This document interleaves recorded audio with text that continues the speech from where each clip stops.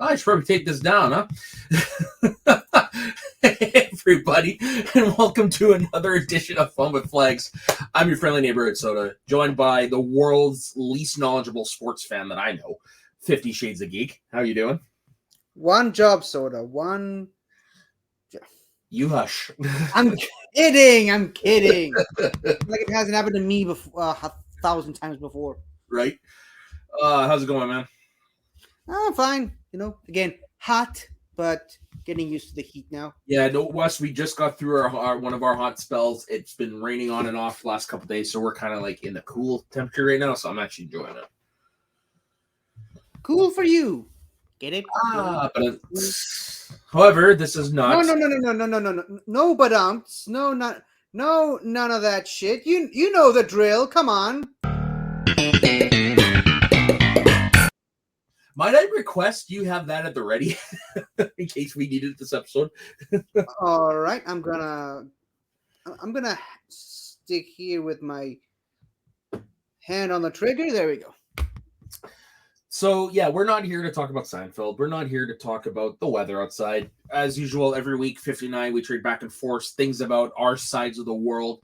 This time I went into something that, as a hockey fan, I knew, clearly. But after watching a documentary last night, realized I didn't know as much as I thought I did. And it is on the infamous Richard riots. So for those, I'm obviously going to go into greater detail, but basically what happened was Richard was suspended. The fans didn't like it. And the next game, a riot basically broke out, caused a lot of damage. Like it got crazy. We're going to go into the reasons why the riot happened, what happened, and the aftermath. Is it going to be a little fun? So basically, there are two main perpetrators in this. You have Rocket Richard, who is considered one of the greatest goal scorers of all time. He was a hero to French Canada, even still to this day, even though he's been dead at this point for 24 years. Still considered a hero to the French people. 24 years just waiting for a chance? Sorry? 24 years just waiting for a chance. Waiting for a chance? Yeah.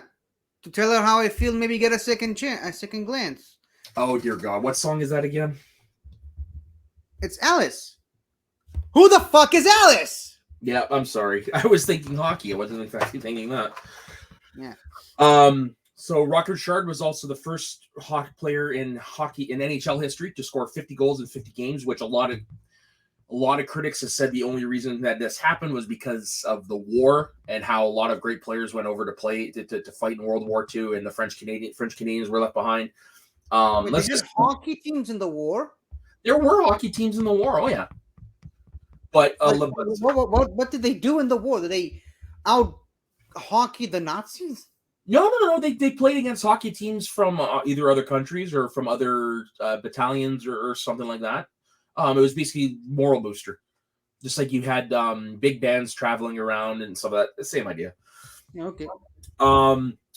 So yeah, and like a lot of it seemed that a lot of French Canadian players dodged the draft, and kind of plays into a little bit of what happened with the riot.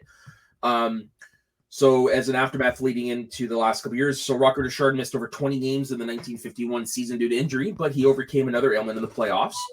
In the seventh and deciding game of the semifinals against Boston, Richard was checked by Bruins Leo Labine and briefly knocked unconscious after he fell and struck his head on Bill Quakenbush's knee. Though clearly dazed, Richard entered to the game late in the third period after a large cut above his eye was stitched up.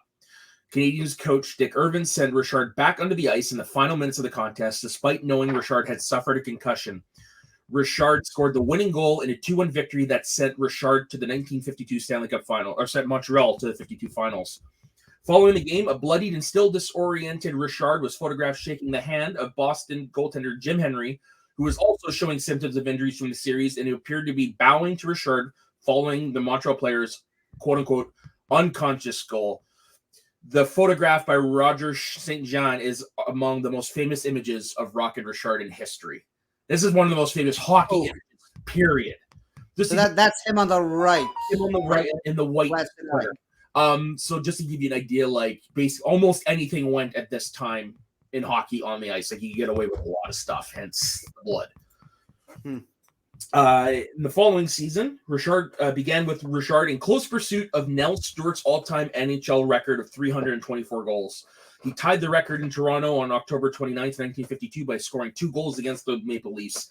His achievement earned a rousing ovation from Montreal's rival fans, which back then, for Toronto fans to cheer a Montreal player, had to be special. Like, those must have been really special. He failed to score in the following 3 games as frenzied fans followed each contest in anticipation of the record-breaking marker. In his 4th try, a November 8th game against Chicago, he scored his 325th goal at the 10:01 mark of the second period. According to the Montreal Gazette, the ovation Richard received from his fans shook the rafters of the Montreal Forum.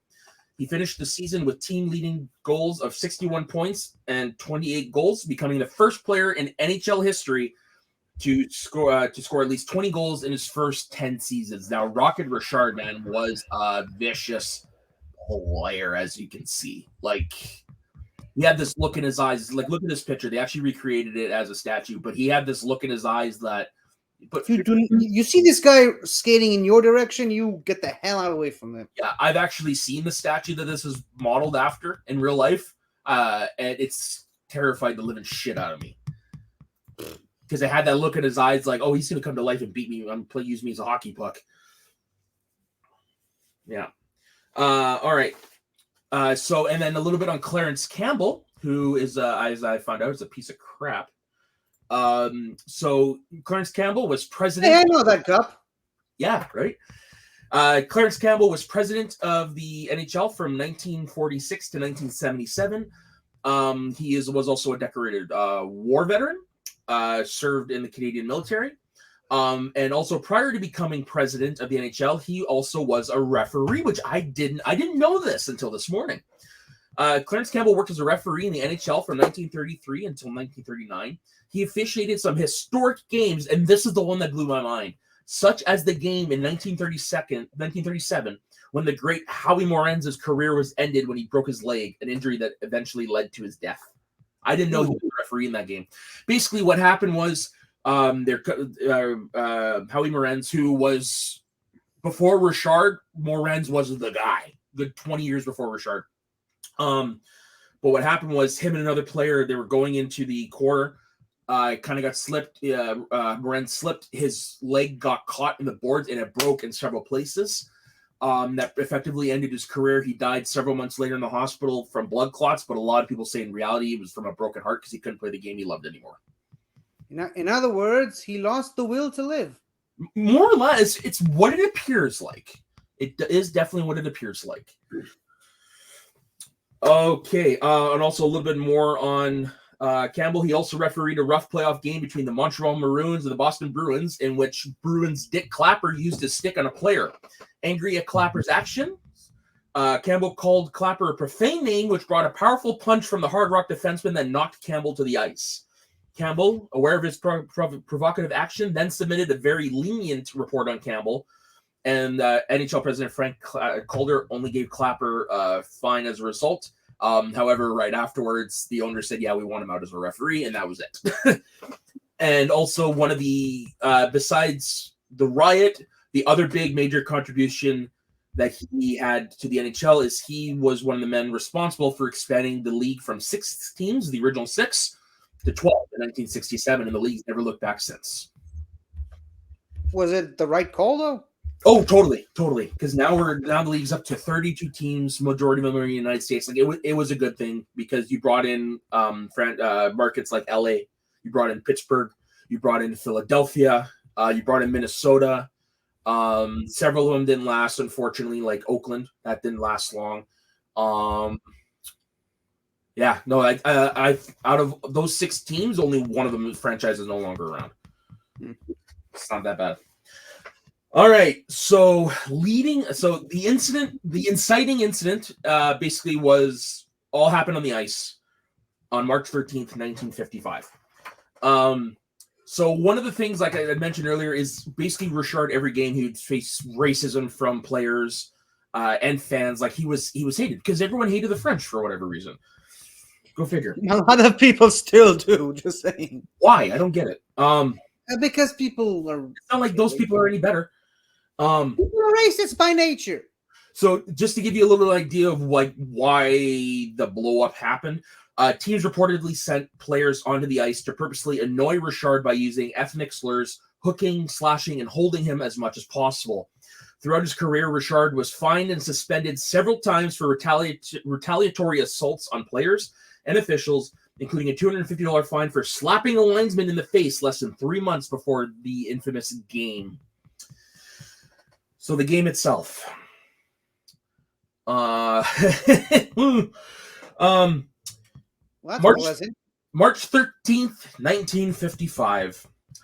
So on the ice, Richard was part of a violent confrontation in a game between the Canadiens and their rivals, and I would argue probably they're still their most hated rivals behind Toronto, the Boston Bruins. The Bruins, Hal Laycoe. For clarification, Richard's the guy with the 8, right? So he's actually not in this picture. I was just trying to find a picture from So what's funny is there's not much footage at all from this game. Ouch. Which sucks. Because it might have, okay, Campbell is being a tool here. So you'll see why. So I just took a picture from a game between Montreal and Boston because there's a lot of blood between those two. Okay. So the Bruins is Hal Laycoe, who had previously played defense for the Canadiens. He had high-sticked Richard in the head during a Montreal power play. Now, do you know what a power play is? Explain. Okay, so a power play is the two teams. So I'm going to use Montreal-Boston. So Boston gets a penalty, which means one of their players goes in the penalty box, and they have to play with one player short, meaning that the Montreal Canadiens have one extra player now. So basically, they have an advantage. They have more players on the ice, makes it easier for them to score goals. If they score a goal in the allotted 2 minutes that the player is in the box, the player leaves the box, play continues as normal. And that's legal? Yeah. Well, yeah, that's basically you get a penalty in sports. You got to go in the penalty box. Okay. Richard received 5 stitches to close a cut that resulted from the high stick. Referee Frank Udvari signaled a delayed penalty, but allowed play to continue because the Canadiens had possession of the puck. When the play ended, Richard skated up to Laycoe, who had dropped his stick and gloves in anticipation of a fight, and struck him in the face and shoulders with his stick. The linesman, yes, back then they actually used to use their sticks as weapons. Just so I can understand, how exactly hard or / tough is the stick? It's a solid piece of wood. Yeah, but I mean, so it's a pretty thin thing. Hockey sticks can break. The way they break is a little interesting. They could break on something as easy as rushing against the ice, or if most of the time it's usually when you take a really hard slap shot, which you have to put a lot of power behind. That's when they break. From hitting the puck, which probably was But if you hit a player, they don't always break. Like it's basically at that time, especially, it was one solid piece of wood. So it could leave a mark. 100%. It's essentially a weapon. It can break bones then. Oh, totally. And it has. It has. Are they still that tough now, or have they realized that people use them as weapons by this point? Oh, they're still tough now. Like they're no longer so nowadays. Very rarely do you actually see wooden sticks. Mostly they're composite material or aluminum or metal sticks or whatever. But nobody uses them. That's even harder. But here's the thing: nobody uses them as weapons like that anymore because the rules are different. The game is different. It basically you're not in a fight to the death anymore. So. I mean, so if you attack somebody with your stick, you're pretty much gone from the game. The last time I remember that happening was Marty McSorley. He hit Donald Brashear in that back at the side of the head with his hockey stick, knocked Brashear out cold. If I remember correctly, ended his career, and that was the last time Marty McSorley ever played in the NHL. And that was a guy who'd been around for 20 years and was. I mean, if you wanna get out on a high note, that's one way to do it. I remember watching that game as a 12-year-old, and when it happened, I was like, "Holy shit!" Because I'd been following them the whole game, right? But yeah, no, that you can't get away with that now. I mean, you can. It's a one-off. Like you can hit someone that pissed you off, but keep in mind, you're gone from the game for good. And I guess that's why I said if you want to go out, that's one way to do it. Go out swinging. All right. You brought this this on yourself. Don't give me that. I know face. I did. Okay. So when the play ended, Richard you asked me to be in charge of that. So I know. I set myself up. Okay.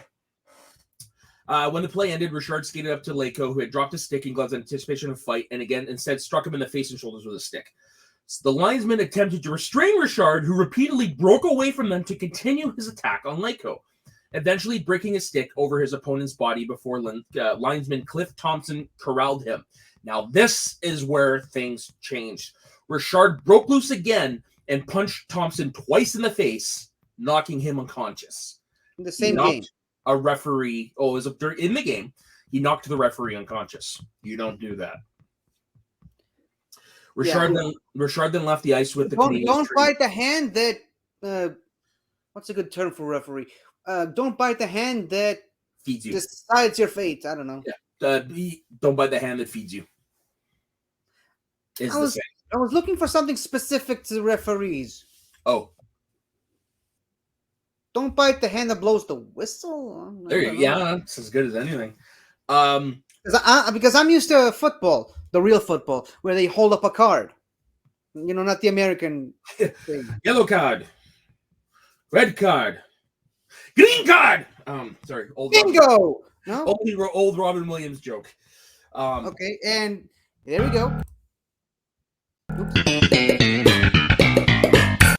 So after Richard left the ice and he was being attended to by the trainers because, again, bleeding, Boston police tried to arrest Richard, but the Canadiens players barricaded the doors. Like, you're not fucking coming in here. Like, go away. And then finally, the agreement was made between the owners. Like, look, we'll deal with him if you guys leave. Then the police left. So 2 days later, they had the hearing. And in attendance, you had Rocket Richard, of course. You had Hal Leko, of course. You had Montreal's assistant GM, Ken Reardon, who was actually in the documentary that I watched. So it's kind of cool to hear perspective from somebody who was in that hearing. Boston GM Lynn Patrick, Montreal coach Dick Irvin, and head referee Carl Voss. In his defense, Richard said he thought Thompson was a player and never denied hitting Leko. So he took full accountability for that, but which you can kind of see, and you kind of get it in the fracas and whatever. You might mistake him for a player. I get it. Does the referee wear something different to all the players? Sorry? I mean, he thought the referee was one of the players. Yeah, basically. Like, yeah, but does the referee wear something different from the players? So a little bit, but I mean, in the confusion and in an on ice brawl, I can believe that. All right. Especially, look at all these pictures. They're all in black and white. So yeah, and like I said, I can believe it, but it's just like one of those because there's no footage. I don't really have an opinion on other than he might have deserved the suspension, but we'll get to that. Yeah, but you missed out. You missed out on my. Hold on. Why isn't it working? Did you cop what I did? What I said? Actually, I did not. I mean, I can get it. I mean, look at the pictures. They're all in black and white. I'm sorry, I don't get it. Because he couldn't tell who is who because it's in black and white. Because the people saw in black and white. Never mind. All right, George. Did you at least get it? I'm sorry, I'm not getting it. You might actually have to leave me on. He couldn't tell who was who because it's in black and white. Is this a Doctor Who reference that I'm not getting? No, but the pictures are black and white. How can you distinguish who is who? Well, I know how I can distinguish the who and who because I grew up learning this history. Fine. It's a bad joke anyway. Let's move on. Yeah.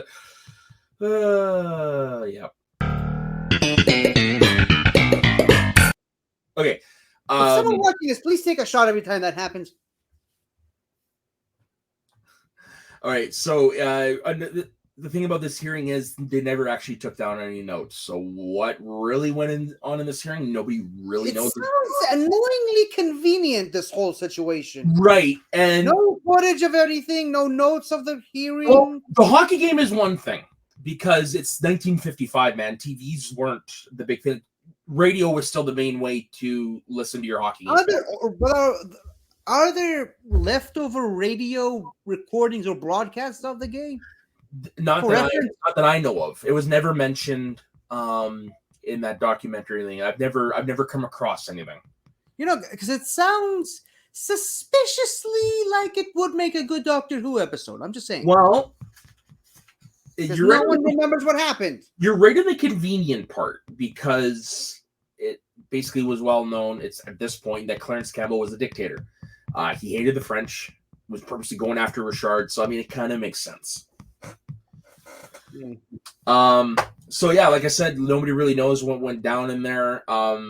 A lot of people say that it was a sham hearing because it came out that the length of the suspension, all that stuff, was actually determined 2 days prior to the hearing with the other owners who wanted Richard gone as well, which is pretty bad because he's the best player in your fucking league. That's how much people hated French Canada at the time. And Montreal was the New York Yankees at that time. Like, they were winning cups back and all the time. They were just about to launch into several historic runs. Basically, they were the best team in hockey, and people hated them for it. But they hated them because they were French, not because of for both. Specifically Richard. Richard, because he was the face. He was the one that obviously got the most attention. But I mean, it wasn't because he was a horrible person or anything. No, it's just because he was a horrible person. It's because he was good, and they didn't want him to succeed. And they hated the fact that the French guy was the best player in the league. So yeah, the hearing happens. I unfortunately I couldn't find all of Campbell's statement, but I do have an excerpt of it here that I did get off Wikipedia, so I'll just read that. So in his statement, Campbell had said, "I have no hesitation in coming to the conclusion that the attack on Laco was not only deliberate, but persisted in the face of all authority, and that the referee acted with proper judgment in awarding a match penalty. I am also satisfied that Richard did not strike linesman Thompson as a result of a mistake or accident as suggested. Assistance can also be obtained from an incident that occurred less than 3 months ago, in which the pattern of conduct of Richard was almost identical, including his constant resort to the recovery of his stick to pursue his opponent, as well as flouting the authority of and striking officials. On the previous occasion, he was fortunate that teammates and officials were more effective in preventing him from doing injury to anyone, and the penalty was more lenient in consequence. At the time he was warned there must be no further incident, the time of probation or leniency is past. Whether this type of conduct is the product of temperamental instability or willful defiance of the authority in the game does not matter. It is a type of conduct which cannot be tolerated by any player, star or otherwise. Richard will be suspended from all games, both league and playoffs, for the balance of the current season." And rightfully so. The fans call bullshit because, as history has dictated, the only reason the Rocket lost his temper is because the other players were physically and verbally attacking him. Mm-hmm. Basically, it was just, all right, I'm pissed. What did you expect he would do? Take it? Like I said, because Campbell had this anti-French sentiment. Oh, the other players, that's fine. Richard, though, oh, he's not allowed. And as one fan wrote in response to the suspension, if his name was Richardson, you'd have let it slide. No. Yeah, Clarence Campbell is not a good guy. Like, there's a reason, like, there's a trophy still named after him. Nobody talks about him anymore. He's a piece of shit, in my opinion. As they should. Players and owners thought punishment was soft. And of course, came out later that it was a sham. Players, owners, they thought he should have been suspended for more and all that shit. Like, it was bad. All right, so fast forward to March 17th, 1955. Detroit Red Wings are in town to play Montreal Canadiens. This is the first game post-suspension. And people were expecting Campbell to show up because that's what he had to do as duty to the president. So tensions were high because it was expected Campbell would show up to the game. And despite receiving constant death threats from fans and what have you, he wasn't going to back down, and he wasn't going to show up. Protesters were turned away as early as 2 hours before the game. The Canadians, when they came out, like, it was a battle for, their playoff lives or whatever, but you could tell the suspension had shaken them because this is their star player.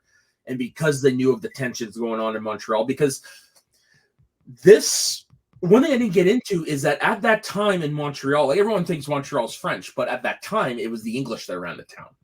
The French were the poor people. The English ran the town. So it was basically very medieval, where it's just like, we hate you because you're rich and you think you're better than us, and we hate you because you're poor, sort of thing, right? So this whole incident with the Richard suspension and stuff like that kind of was the accumulation of all that. It was basically like the spark. So it sounds a lot like World War One.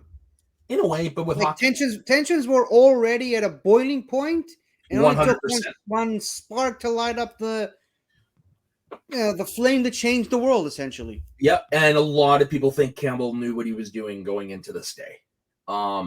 So it's almost like,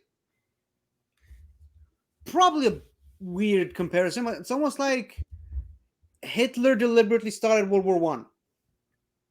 I mean, kinda. Imagine if it wasn't World War One.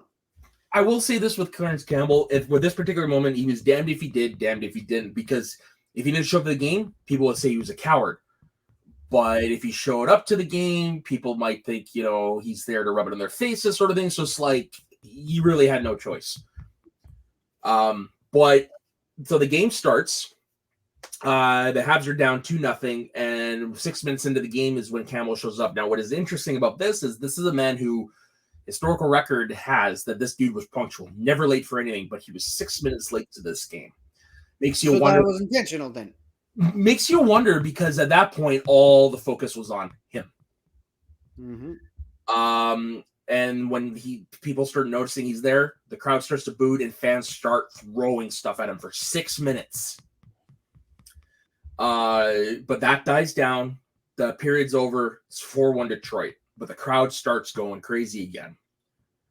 They start throwing him with tomatoes and lettuce. He came with 3 female. Why is there always someone bringing tomatoes and lettuce to a game? That's all they could afford in the 50s. It was a Batman Returns joke.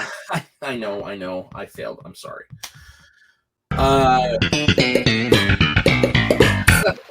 Stop playing that.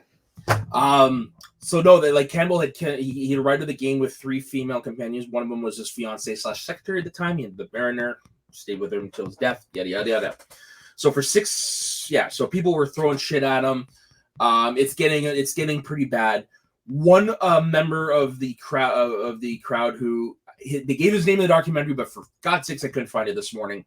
Basically, he went down. He got past security, pretending to be somebody who knew Clarence Campbell. When Campbell went to shake his hand, the fan smacked him across the face. And then when Campbell was, reeling as you would, he punched him twice in the face and knocked him down. He punched Campbell? Punched Campbell. Good. Shortly after that fan was taken away, a tear gas bomb went off because a fan had made one and he set it off not too far from where all of this was happening. So all the tear gas, crowd's going crazy. They go on the game saying, they go over the PA saying the game's over. The game gets called off. The Red Wings are awarded the victory because, the place was shut down. What else can you do? Once that crowd left the forum is when they joined the crowd outside, and that's when all hell breaks loose. You had chants of Abba Campbell, which is down with Campbell, or in Viva Richard. You had signs saying that. Smash windows. Bystanders were attacked. Cars were overturned. More than 50 stores in a 15-block radius are looted and vandalized. You had 20 cops and 25 civilians injured. The total damages in 1955 money is estimated to be $100,000, which in 2021 money is around $1,004,255. Yeah. Clarence Campbell, in all his arrogance, was unapologetic for any of this. Didn't take any responsibility. A lot of people outside of Montreal blamed either the referees or anyone except themselves. But people in Montreal, however, were blaming Campbell. Even the Montreal mayor was blaming Campbell. Like, everyone's like, you should not have shown up, basically. The aftermath of that, the suspension came when Richard was leading the NHL in scoring, and the Canadiens were battling Detroit in first place. Richard's suspension also cost him the 1954-55 scoring title, the closest he ever came to winning it. So this is a guy who at this time had scored the most goals in NHL history, but he had never won the individual season scoring race, ever. And still never did. When Richard's teammate Bernie Boom Boom Geoffrion surpassed Richard in scoring by 1 point on the last day of the regular seasons, the Canadiens fans booed him. That's how loved Richard was, to the point where they booed one of his teammates. But Richard got his revenge. The Habs won the next 5 cups, and Campbell had to hand it to them. Now, the way the riot ended, basically, it was Rocket Richard had to go on the radio, and he had to tell them, okay, guys, enough's enough. Like, I deserve to be suspended. I'm going to take it like a man. Stop it. And basically the crowd was like, well, if he says it's over, well, it's over. And it ended. Okay. That's basically how it ended. Which is funny. I know there's audio clips of his speech that he put on the radio out there, but I can't find them. Again, convenient. So no, but here's the thing. I've heard it because it was in the documentary last night, but I couldn't find it to use because I wanted his voice to read the speech, but I couldn't find it. This is all I could find in a hurry was this Rocket Richard quote. So it was an excerpt from his speech that he did over the radio. Because I always try so hard to win and had my troubles in Boston, I was suspended. At playoff time, it hurts not to be in the game with the boys. However, I want to do what is good for the people in Montreal and the team. So that no further harm will be done, I would like to ask everyone to get behind the team and help the boys win from the Rangers and Detroit. I will take my punishment and come back next year to help the club and younger players to win the cup. And like I said, they won the next 5 cups. 5 cups. That was the first of 2 times that's ever happened in history. The second time, the Montreal Canadiens did in the 70s. So the aftermath, after all this. So the Richard Riot has taken on a significance greater than a mere sports riot. This is straight from Wikipedia here. Than a mere sports riot in the decades since it happened. The sight of French Quebecers rioting over the perceived slight of a Quebec cultural icon like Richard.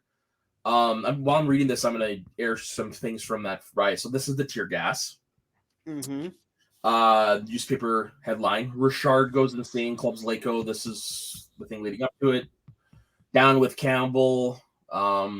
You think we won't forget Campbell? That type of stuff. And then, of course, Richard recording the speech. The sight of French Quebecers rioting over the perceived slight of a Quebec cultural icon like Richard led many commentators to believe it was a significant factor in Quebec's quiet revolution of the 60s. Furthermore, the cause of the riot has been suggested not to be as a result of the severity of the suspension. What mattered was the Anglophone president of an Anglophone league has suspended a Quebec player. French Canadians saw themselves as inherently disadvantaged within Canada and North America as a whole, which, yes, that is actually true. That was a major sentiment back then. I hear it a lot from my grandparents. Richard was seen as a hero by French Canadians and almost a sort of a revenge against the Anglophone establishment. The riot was a clear sign of rising ethnic tensions in Quebec. In an article published 4 days after the riot, journalist André Laurendo was the first to suggest the riot was a sign of growing nationalism in Quebec. Entitled, On a tué mon frère Richard, so my brother Richard has been killed.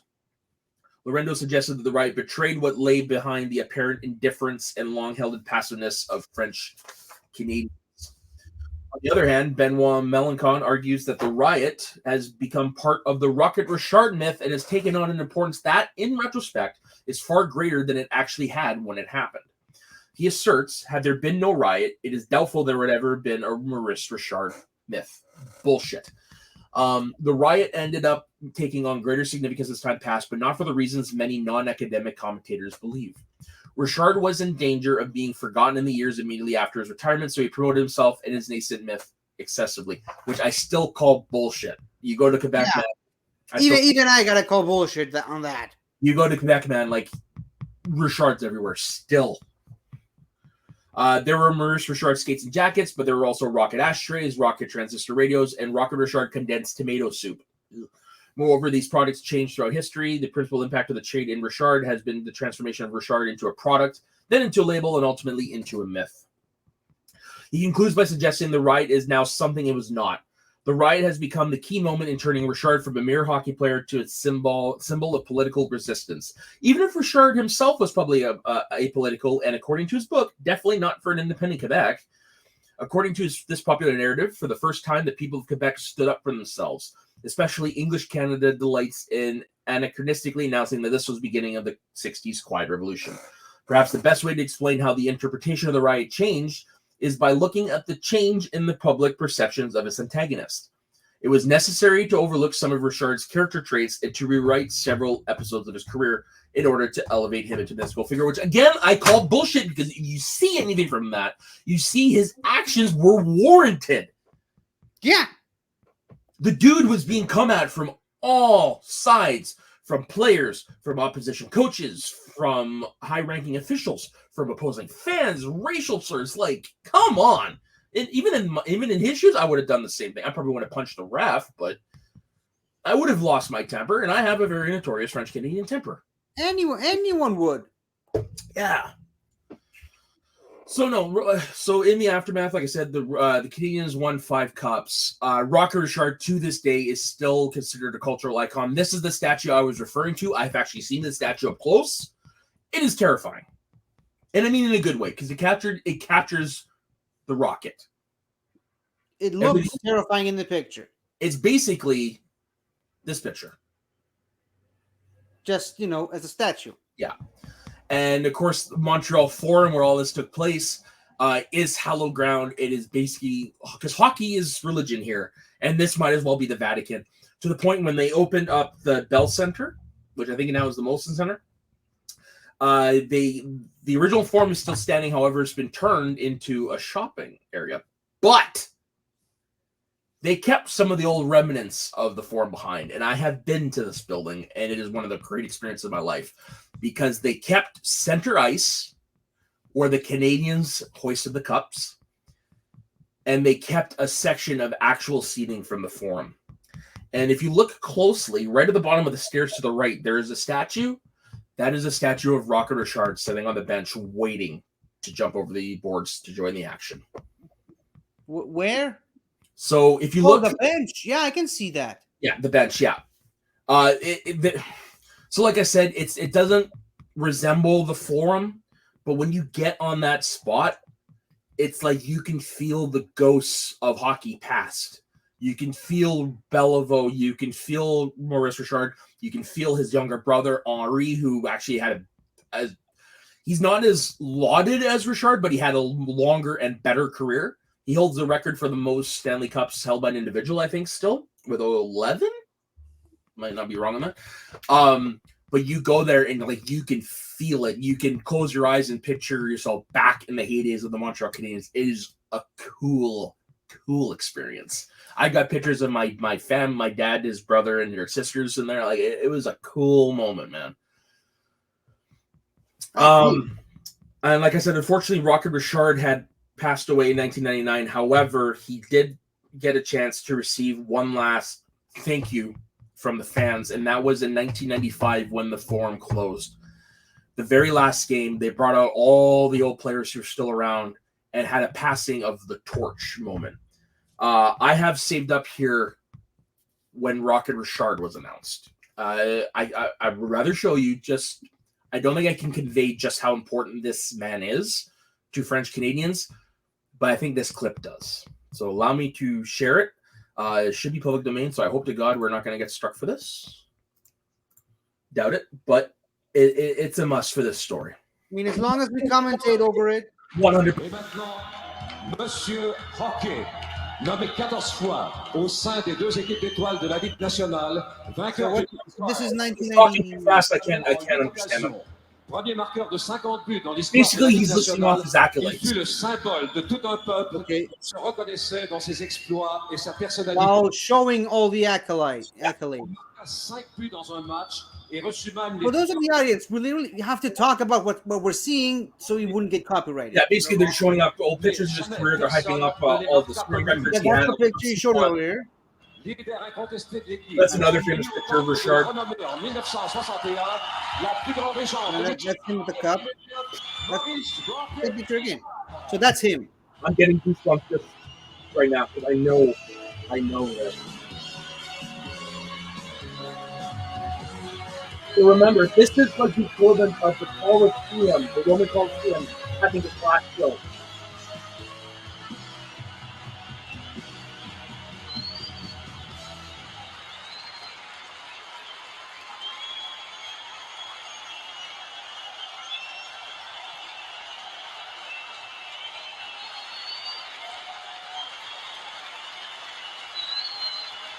A standing ovation. Yep.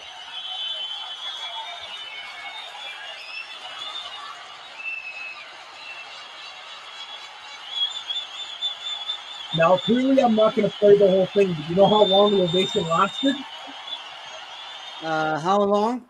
16 minutes.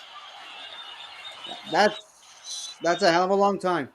That is how much this man meant to French Canada. I remember when he passed, my grandma asked us to record his funeral, and it was like the Pope attached to it. People lining up for blocks paying their respects to this man that he represented French Canada like he wouldn't believe. Like, look at this. Like, so it's like Pelé for hockey. Basically, yes, he's fucking Pele for hockey. That's a great comparison. I was thinking of a good comparison. Yeah, well, that's a great comparison. He's Pele for hockey. Yeah, 16 minutes. It brought this man who never showed emotion, it brought him to tears. Because, you know what? They never forgot him, and they never will forget him. And he deserved it. He deserves this. And that's his brother right there. So are all 16 minutes in this clip? No. I'm going to stop it pretty quick. This is actually a 7.5-minute clip. But yeah, they kept it going for 16 minutes, and he just stood there and, you know, it's one of those moments that'll go down in hockey history, especially when him and Jean Beliveau, they took the literal torch and they handed it to the new Canadians. And they're like, take it forward and go to your new home, man. It's one of those, oh, I'm getting goosebumps just talking about it. I wish I was a hockey fan at that time. I wish I was a fish. What? I started watching hockey on the regular 2 years after this. I wish I was a fan at the time to witness it live. Well, you know. But yeah, so that's the Richard Riot. What was your main takeaway from this? That does anyone remember what happened to Campbell guy? The Campbell guy? Well, yeah, he passed away in hold on. He passed away 10 years later, 20 years later, something like that. He kept running the league until he got too old to do it. And then he passed away a couple years after that. So yeah, he ended his days in office in 1977.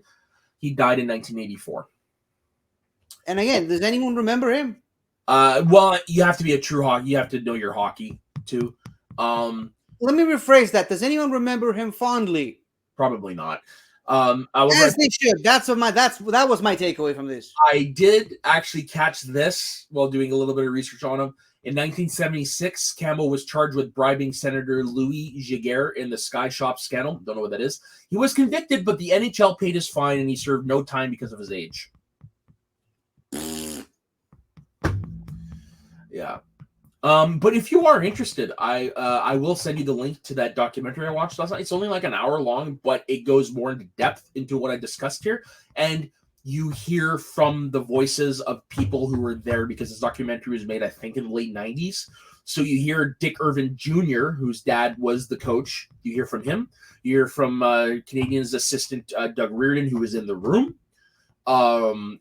It's a really good documentary. I recommend watching it. All right. Cool. So that brings it into my time. What do you have for next week? Oh, by the way, I already have my topic for 2 weeks from now. Oh, good. I'm proud of you. It's another icon. All right. And speaking of icons, mine for next week is going to be about what some might argue is at its core, at its heart, the most Jewish thing you can think of. Hello, I like money.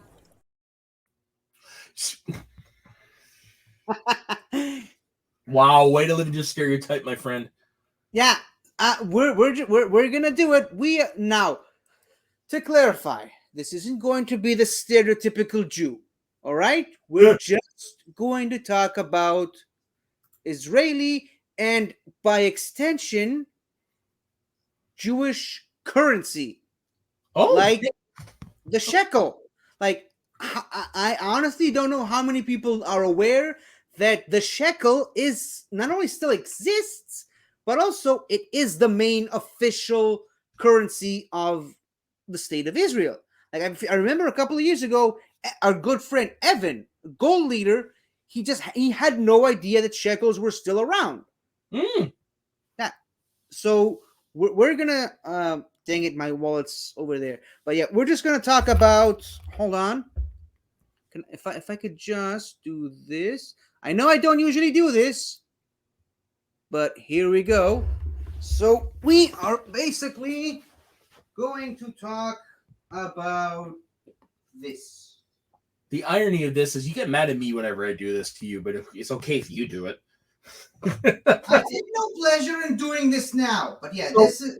Could you describe it? Because unfortunately your camera's a little blurry, so I can't quite tell outside of it's a coin. Yeah, I was afraid of that. Let me see if I can do this. Hold on. Do you see anything now? Still blurry.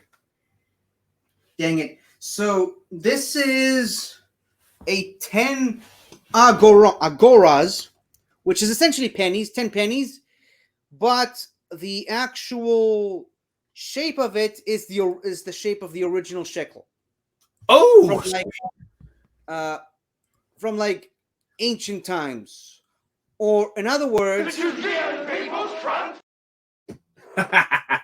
and so this engraving here, and I'll try to get a better looking picture next time. But this was basically the official currency of Judea back in the day.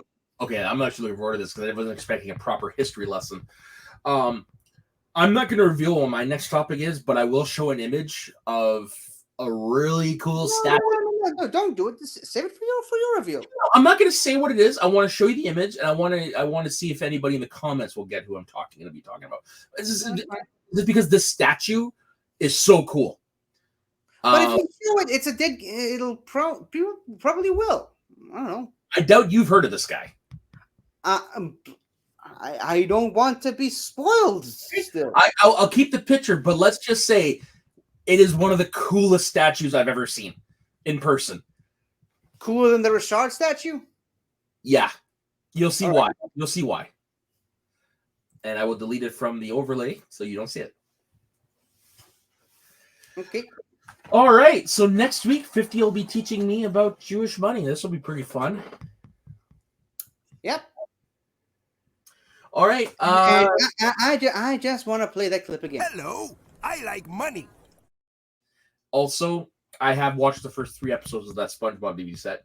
Not bad. I told you. You know, the negative to that is now you can start to understand some of the jokes that I'm making, and I don't think I like that. And what I noticed was I had preconceptions about this show that it turns out was unfounded. For some reason, I thought it was like a full episode and what have you, instead of like being like 2 mini episodes and stuff like that. So it's easier to digest, and I'm starting to get it a little bit. I'm ready. Yeah, that's literally the first thing that he does. I'm like, okay.